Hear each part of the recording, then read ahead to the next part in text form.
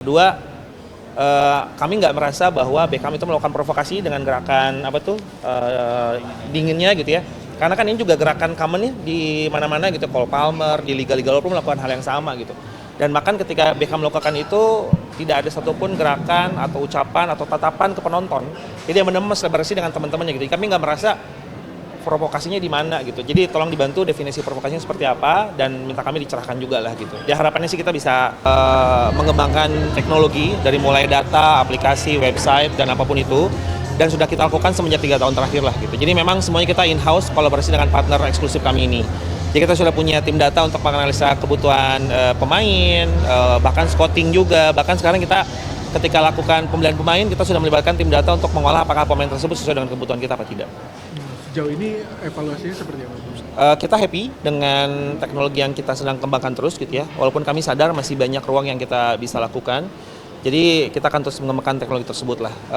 Dan salah satu yang lagi kita lakukan juga adalah kita mulai implementasi teknologi yang sama ke anak-anak scouting kita yang di bawah nih, yang usia 12 tahun, 14 tahun.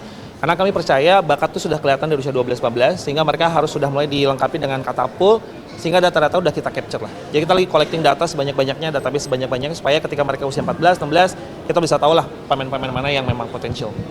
Pak, kalau dari Persib sendiri, harapannya bantuan dari pemerintah maupun dari federasi seperti apa sih untuk mendorong teknologi lebih jauh? Yang pertama, kita terima kasih dulu nih ke LIB sama federasi ya, yang tahun ini sudah menyediakan bekerjasama dengan Katapult. Jadi semua data itu udah kita bisa collect lah. Tapi harapannya ke depannya adalah yang tadi akademisi sempat bilang juga bahwa infrastruktur itu memang menjadi tantangan buat kami gitu ya. Bagaimana kita mengembangkan teknologi lebih kuat dengan adanya keterbatasan infrastruktur. Harapannya pemerintah bisa melakukan regulasi atau membantu meningkatkan kualitas infrastruktur kita lah, termasuk untuk di daerah. Mas Adit ulang dong tentang kasus Beckham. Ya, Beckham kan kita memang sedang menunggu hasil banding. Jadi kita sudah melakukan banding tepat di hari Jumat, di hari yang sama dengan keputusan itu keluar, sekitar pukul 11 malam. Dan kami memang menunggu sampai hari ini belum ada keputusan. Ada beberapa informasi memang hari ini mestinya keluar gitu ya. Ya kita tunggu aja lah, sampai hari ini sih belum ada keputusan. Analisisnya seperti apa? Analisisnya, sebenarnya gini, kalau dari kami jujur ada dua hal yang memang kami agak keberatan dengan hasil komisi disiplin ya. Yang pertama adalah kenapa keputusannya dikeluarkan kurang dari 24 jam dari pertandingan melawan Madura. Sedangkan kan kalau di aturan FIFA itu ada dikatakan bahwa hukuman itu harus diberlakukan dalam tanda kutip timely manner. Artinya waktu yang tepat lah gitu. Pertanyaannya apakah kurang dari 24 jam itu bisa dikategorisasikan timely manner apa tidak? Yang pertama. Yang kedua, kami nggak merasa bahwa Beckham itu melakukan provokasi dengan gerakan dinginnya gitu ya. Karena kan ini juga gerakan common ya di mana-mana gitu. Cole Palmer di liga-liga luar pun melakukan hal yang sama gitu. Dan bahkan ketika Beckham melakukan itu tidak ada satupun gerakan atau ucapan atau tatapan ke penonton. Jadi yang benar-benar selebrasi dengan teman-temannya gitu. Kami nggak merasa provokasinya di mana gitu. Jadi tolong dibantu definisi provokasinya seperti apa dan minta kami dicerahkan juga lah gitu. Ya harapannya sih kita bisa dicabut lah. Ya. Terima kasih, Pak. Terima kasih. Yang sangat luar biasa ya sekali ya kalau kita bicara masalah teknologi di sepak bola saya pikir sangat membantu sebagai saya sebagai pelatih bagaimana kita menentukan siapa pemain yang bermain, bagaimana kita menganalisa permainan-permainan lawan yang itu bisa sangat membantu kami ya terutama dalam kami menentukan formasi atau game plan yang akan kita buat termasuk dari GPS yang bisa melihat secara data analisis yang kita bisa melihat apakah pemain bekerja maksimal atau enggak di pertandingan. Coach, kehadiran teknologi ini kan menciptakan pro dan kontra. Yeah. Mereka ada yang bilang teknologi ini membuat sepak bola menjadi seperti robot gitu. Kalau menurut Coach Nova sendiri seperti apa?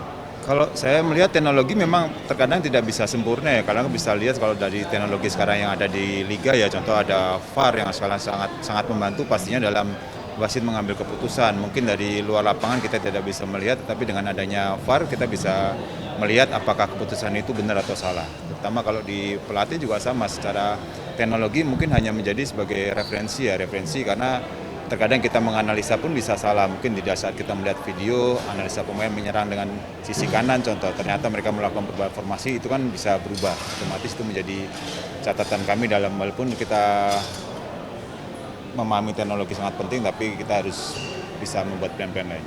Nah, Coach, buat pelatih-pelatih sendiri, kompetensi apa sih yang harus dilengkapi dengan kehadiran teknologi?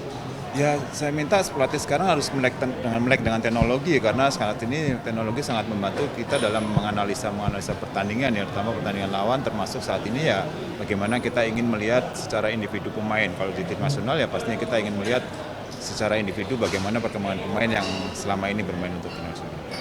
Coach, bagaimana caranya biar seorang pelatih itu nggak terkecoh dengan teknologi itu karena kan banyak informasi, banjir informasi gitu. Ya makanya tadi saya bicara masukan-masukan itu atau dari teknologi itu menjadi referensi saja, referensi buat kami dalam mengambil keputusan. Tapi terakhirnya kan kita melakukan apa yang menjadi game plan kita ya. Dan masalah teknologi memang menjadi situasi yang pastinya sangat membantu, tetapi itu tidak menjadi keputusan untuk kita membuat sebuah game plan pertandingan. Oke, Terima kasih coach. siap.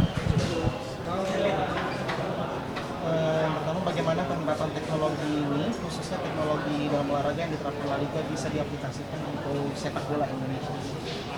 Yeah, how can the application of this technology, specifically the technology implemented by La Liga, can be applied to Indonesia football?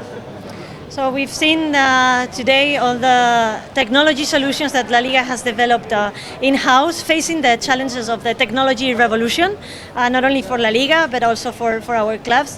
And during the discussion today with the rest of the stakeholders, the Indonesian stakeholders that participated in the event, we saw that there's appetite, there's interest to use technology and leverage technologies to have a solution for all the challenges that they have, especially at the club level. It's either for training for the players or for fan engagement.